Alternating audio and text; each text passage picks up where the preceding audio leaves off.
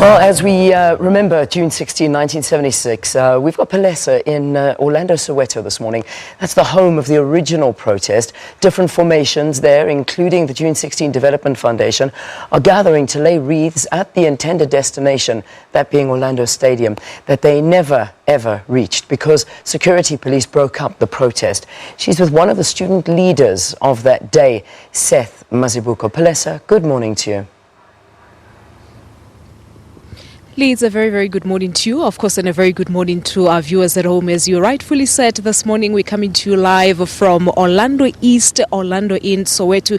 And I know a lot of people will actually be wondering as to why have you chosen to come to this place this morning instead of your Morris Isaacson, for example, or your Hector Peterson Square. So we're here this morning because this is a point where the students were supposed to have ended their march back in 1976, but they could not even get to this point because they were stopped by police, and of course a confrontation took place then. So they're here to basically finish what they started off 41 years ago, and of course this on the other hand it's also the 85th anniversary of Orlando. So we're here this morning because in a few minutes time there will be a wreath laying ceremony just behind me here. From here we'll be walking to DOCC Hall because that is where actually the first meeting where they decided on embarking on a march 1976 took place. So from there on there will also be other activities. But to tell us more about what is expected to happen in Soweto this morning for June 16, I am joined by the Chancellor of the June 16 Development Foundation as well as the Seth Mazibuko Foundation,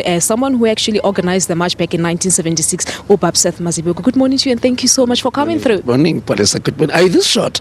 I know that's the first question that you actually asked me. Cameras can be very, not telling the truth. But then let's take us back a little bit. I think I've covered the June 16 events for over 11 years, ever since I joined the SABC. But every year I learn about new things, new events. But for someone who has never heard of what actually transpired back in 1976, just give us a little bit of a background of the day. Yesterday it was my birthday. Happy belated birthday. And on the days just before June 16, already there were a lot of problems. Most of us were underground. We were already in hibernation. And as cold a morning as like today, and we started converging around Orlando West. And let me say, Palesa, that morning, one of the things that happened, I usually say, the gods of Africa were with us. Because when the police threw in the first tear gas, the next thing that happened is that the fumes actually blew back to them. So fumes were affecting them more than us. Number two, when they released the dogs against us, after they could not do anything about the fumes, and then they released the dogs, then again, God of Africa was very good with us. They gave us the natural weapons, which are stones. And then we started fighting the dogs with stones and killed the dogs with stones. And as we were coming that way, group. The first group was Tsetse Machine, and they were behind the Tsetse Machine group. Then there was a Naledi High group, which was led by Sibongile Ntembu, now Mrs. Mkabela.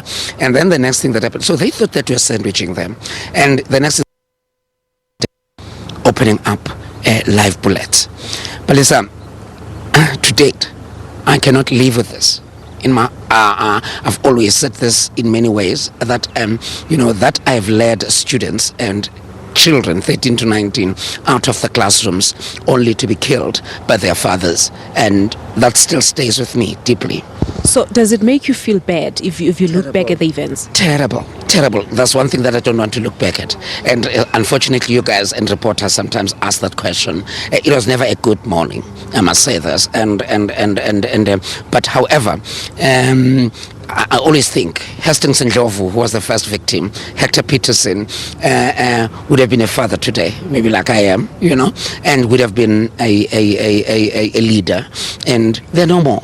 But don't you think this is a moment to actually celebrate what you fought for in Ndate Mazibuko, especially fighting for Afrikaans as a medium of instruction? If you look back to where South Africa is now, don't you have those moments where you feel proud that as much as people lost their lives, but at the end of the day we achieved what we wanted to achieve? Not quite, my sister. I'll tell you why. It is because some of the issues like language issue in education, we are still dealing with them. We're still battling with them 22 years into democracy. So they haven't changed. But are we not to blame as parents, because we take our children to the former Model C schools and the private schools where they are taught in English? Can I tell you? That is why I would support the decolonization of education, because the content of our curriculum is still very decolonized. You ask any child about who they warped dromedaries in 1652 at the Cape of Good Hope, he will excel for you.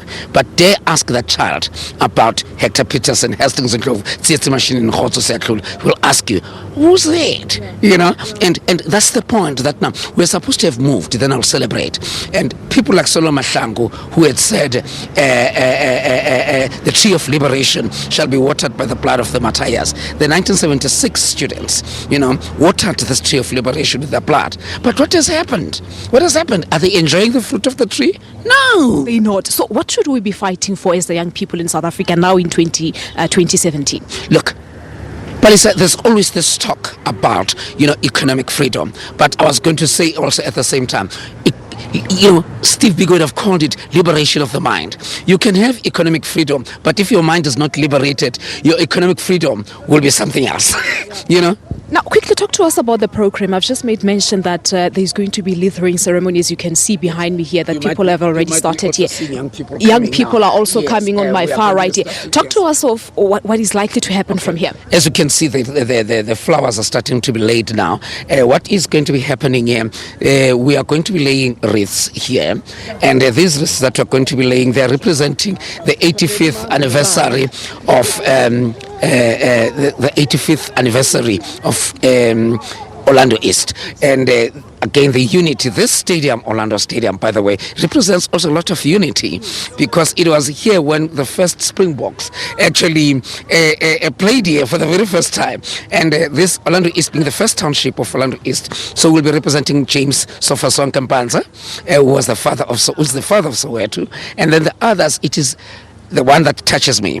It is the match that was supposed to end here at Orlando Stadium. And you never got to get to this point. We were killed before we could get here. We were arrested before we could get here. All right, but Mazibuko, let's just leave it at that for now. We'll be marching to the OCC hall now. From here, we're going to the OCC, and the OCC is on the 13th of June. We met there as students to take the decision to march on the 16th. And then from there, we'll be going to my home, where I'm humbled because it is now going to be a heritage site. I'm humbled. I wanted to ask you about that. How does it make you feel? It's humbling, and let me say to the people of Orlando East and City of Johannesburg and the Johannesburg Heritage Foundation, yes, I was 16 that time, and no, I was a little boy, but I'm humbled by this. Well, thank you so much for chatting to us. Very much. God bless. Thank you very much indeed. Well, there you have it. That's Seth Mazibuko. Of course, he's the Chancellor for the June 16 Youth Development Foundation, and the Seth Mazibuko Foundation, as he said, will be marching to the OCC hall, and I think that is where we'll be coming to you live in a few seconds. Let us quickly take a break here on Morning Live. Oh my word, I'm tumbling because it's extremely cold here. We'll be back right after the. Stay tuned.